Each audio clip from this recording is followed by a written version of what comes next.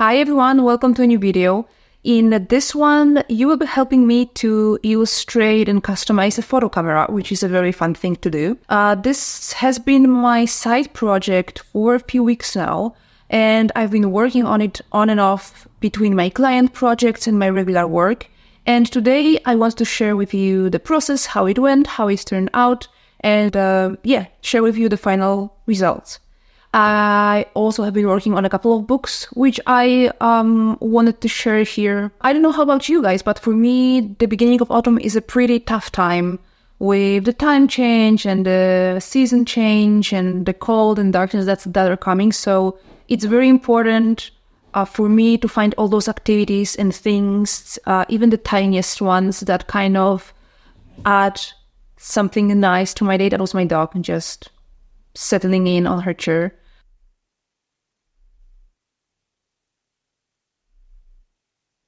But it's very important for me to find all those things to make the season change easier and nicer. And so there's been a bunch of stuff that I also included in this video, and I hope you will enjoy it. Let's start.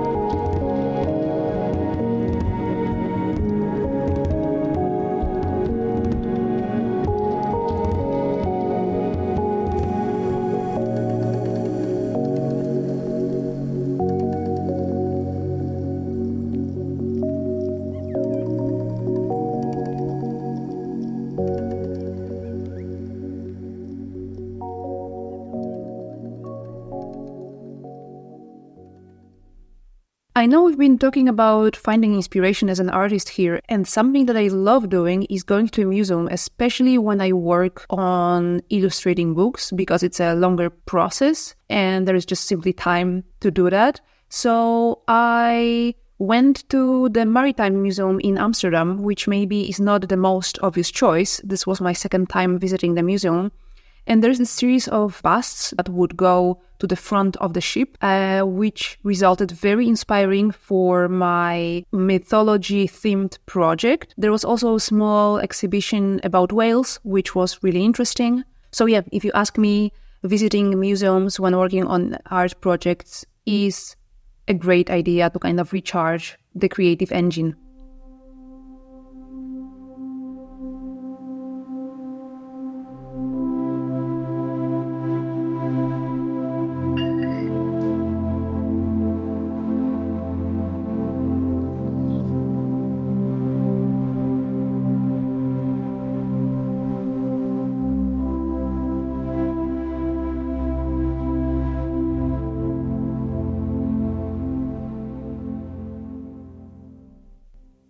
Here we go with the illustrations that I created for the photo camera. I wanted the color palette to be very vibrant, very lively, very rich in colors, but to still kind of have this touch of autumn. You can see that the theme is camping. My illustrations are pretty simple. I didn't want to go into much detail because the camera is such a small object. And so it was important for me to create elements in illustrations that would be still legible and still visible and still clear on a small surface. The idea was inspired by these Japanese, I think, stickers that I think are supposed to go to into your bullet journal. I'm not really a bullet journal person. I don't think I will ever be.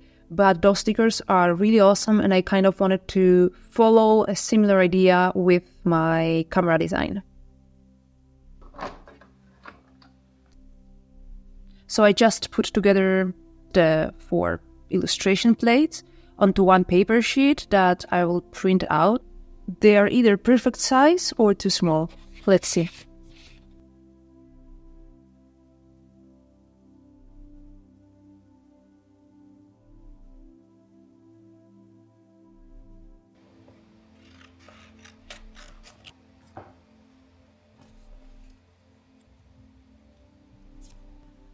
Okay, I want to show you. So this is my first printing test. I was pretty close with the sizes of the illustration and the elements they wanted to put and place on the camera. I think the perfect solution here would be to maybe have 2 sets. So one is bigger being this one, so I can place it in the spots when there's more space.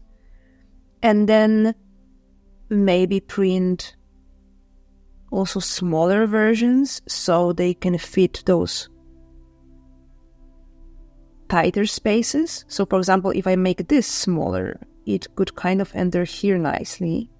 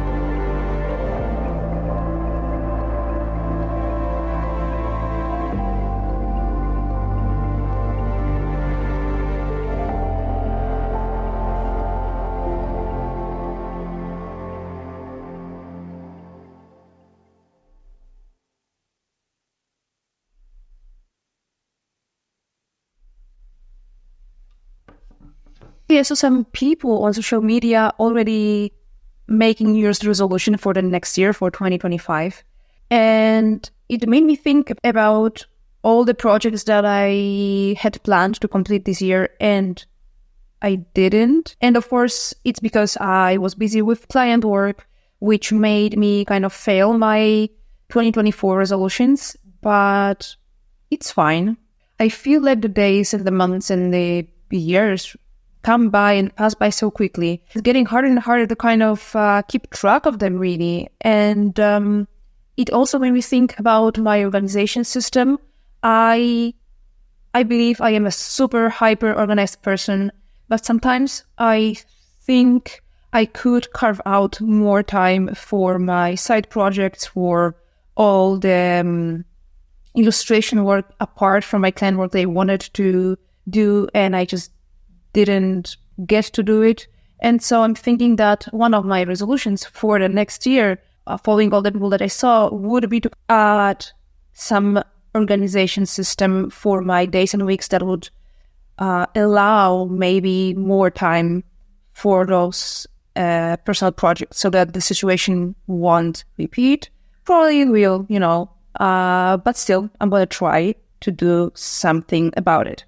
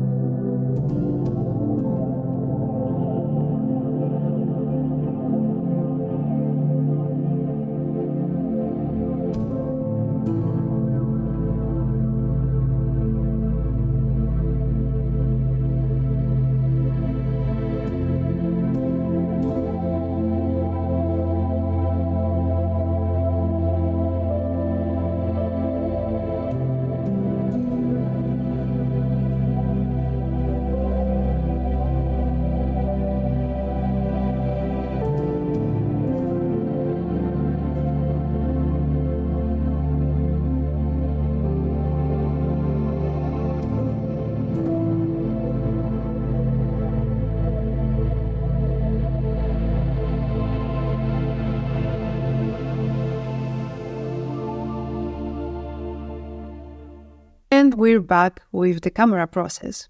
I am using a very basic vinyl sticker paper. I chose matte, so there is no glare. And yeah, it all looks good, so I'm gonna print the final set.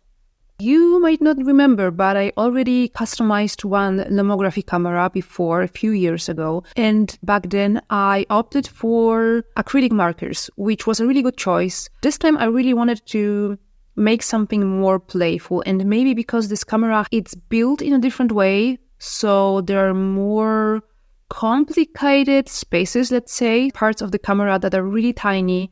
And also the surface of the camera, I don't know if you can see that in the video, but it's almost like a fake leather. And I believe, drawing directly on it could be challenging. So that's another reason why I thought creating customized stickers for this camera would be a good idea. And basically my whole concept behind it was just to have fun.